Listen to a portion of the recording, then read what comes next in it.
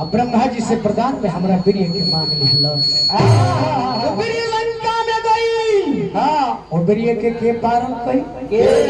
के पालन कई लो प्रिय के बबुआ असली विभीषण राजा दशरथ जी के लड़का हो। विभीषण के महतारी के नाम का रहे यह कुल चीज हो। विभीषण के महतारी के नाम मालिनी रहे। मालिनी राजा विशेष सरवा के 4 गो बियाह हो। रावण के महतारी के केक्सी बबुआ नाम बताए तो बहुत बा पुलोत कटा हेमा बुझलो हेमा नाम रहे कुबेर के माता जी के नाम रहे बबुआ। के कसी नाम रहे कुंभकर्ण रावण के महतारी के नाम रहे। नाम के मौत पूछा है मैं कंठस्थ है सागर में घुसल बा हर चीज। ए न देखी वह राजा दशरथ चक्रवर्ती राजा रहे। एक दिन के बाद मृत लोक से इंद्रलोक में रोज दिन कथा सुनी जा।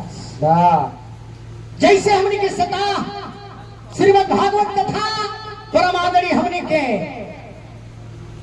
विनोद सिंह जी वहां के अर्धांगिनी रमावती देवी आज 8 दिन कथा भइल हो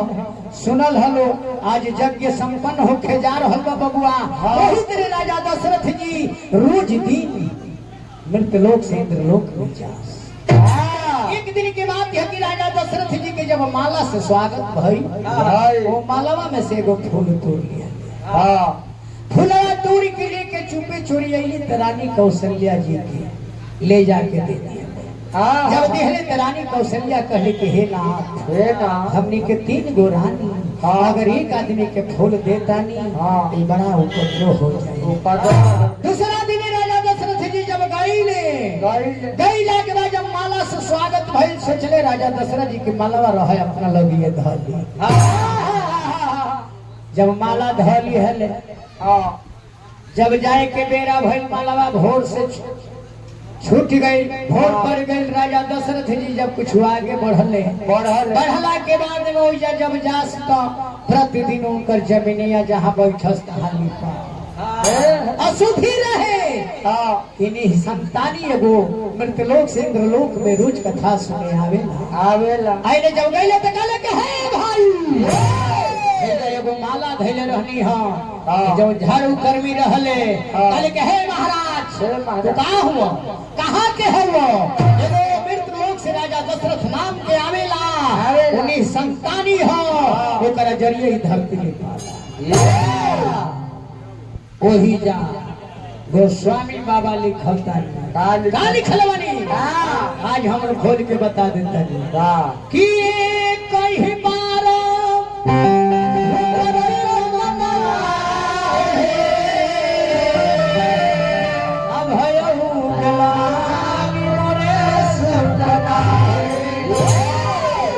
कि गुरु गृह गए हो तुरंत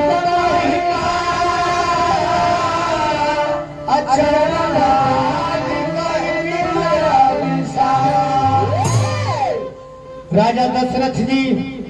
अयोध्या नगर में नहीं खियावत जहाँ गुरु वशिष्ठ जी के आश्रम जाके चरण में जाके गिरले काले की महाराज रौरा सब जानो तानी अगर कौन उपचार ना हुई आज से त्याग बा कि हम अपना राजभवन में लेकिन कैसे कहल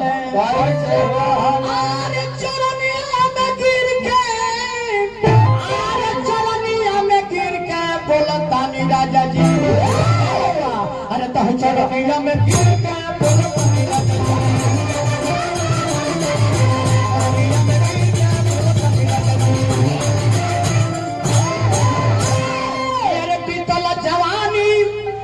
हमारा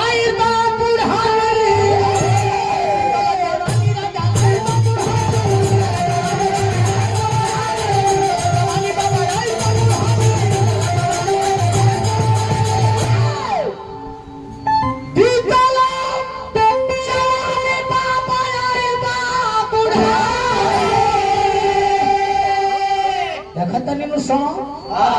नीमन जब जाना लगा खरावा फाटी जाइयो जे चढ़ के गादी होता कि अरे खरावा में रोवत ले तीन मोरे नाची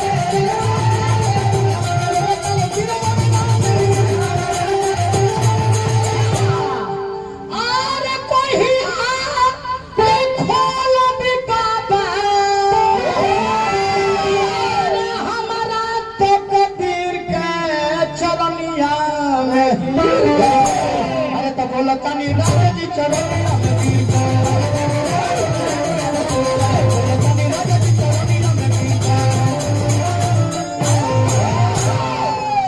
जाके गुरु वशिष्ठ जी के चरण था राजा दशरथ जी गिर गए कहे कि महाराज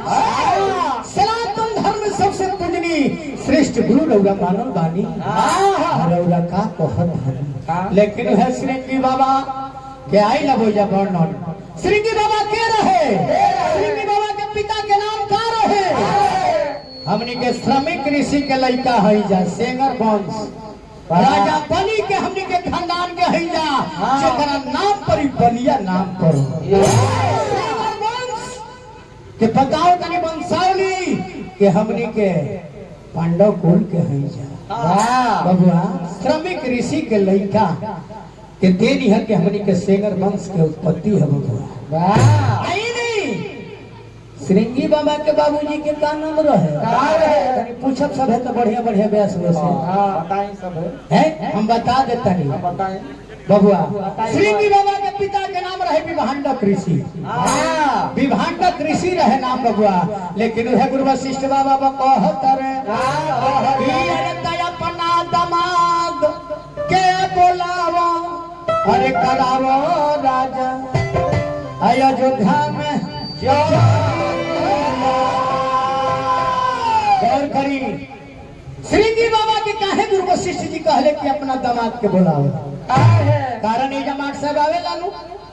काहे बुलावले कहले कि श्रृंगी ऋषि है वशिष्ठ बुलावा आ पुत्र काम शुभ यज्ञ अब भगति सहित मुनियाहु तो दिन है अब प्रगट अग्नि चरु कर मानस के ढेर जना व्यास लोग कह दे कि 10 गो चौपाई तक पढ़ दो त न मानस के ज्ञान नहीं के हमनी के रोज मानस पढ़े नहीं जा अखंडो गावत नहीं जा गौ नहीं गावत नहीं जा